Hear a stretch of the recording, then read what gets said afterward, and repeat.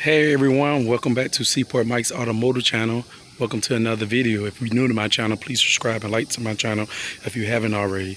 And please share my video if you would like, if you choose so.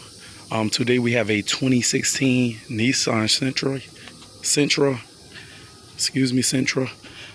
Today we're going to be, well, I already did it, but I'm just going to do a walkthrough and show y'all steps what you have to do to take this left side CV axle out. So let's go on and get right to it. As you can see, it's really a simple job. It's not hard at all. First, get you a jack up the vehicle, put on the safety points, and get you a jack stand for safety. You know, remember safety first.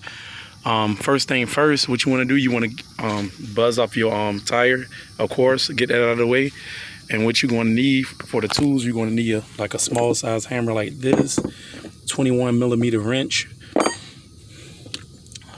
21 millimeter socket, and you're going to need a 32 millimeter for the axle nut. And you're going to also need a 15 millimeter for the castle nut for the tie rod end to get that out of the way. And you also going to need one of these Nino pliers, these little pliers to get the pin out, the safety pin out for this CV axle nut. So buzz the nut off first. It's very simple. It's not hard at all. Anybody can do this. It's gonna be a nut like this, a nut and a washer. You want to buzz that off with the 32 millimeter. I got an impact. If you don't have an impact, you want to have the wheel on the whole vehicle on the ground. Then you want to break it loose with a breaker bar, and that'll get that nut off. Second, you want to buzz this off with a 15 millimeter. This castle nut, 15 millimeter. Buzz that off.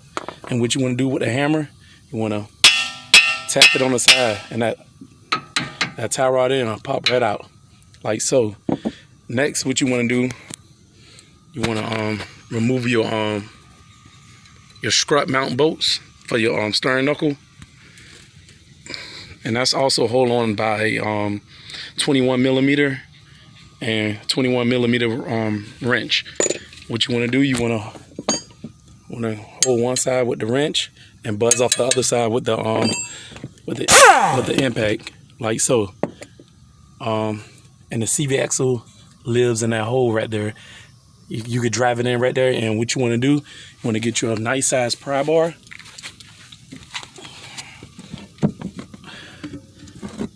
A nice size pry bar like that. You can get that from Harbor Freight. And what you want to do, you want to, let me get some light up in here. In this area right here, what you want to do, pry against the transmission and pry that CV axle just like that. Pry it right out, and it'll come right out. And you want to have a drip pan right there so it can catch all the fluids that come out the transmission case. So it's very simple on these. And this is a newer kind of model car. It's not really an old type car. It's a 2016 all the way up to like probably 2020. Same procedure, same thing, nothing different. And you can see I got the new CV axle.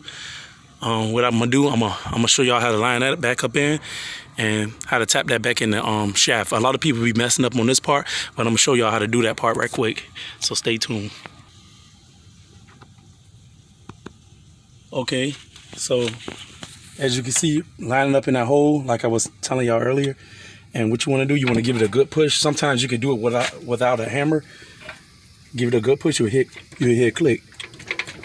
You hear that click? It's seated. Now you got it in the whole transmission crankcase shaft over there. That's with splines. So you got that in there. So what you want to do is go on and line all this back up and put it back in the steering knuckle, like so.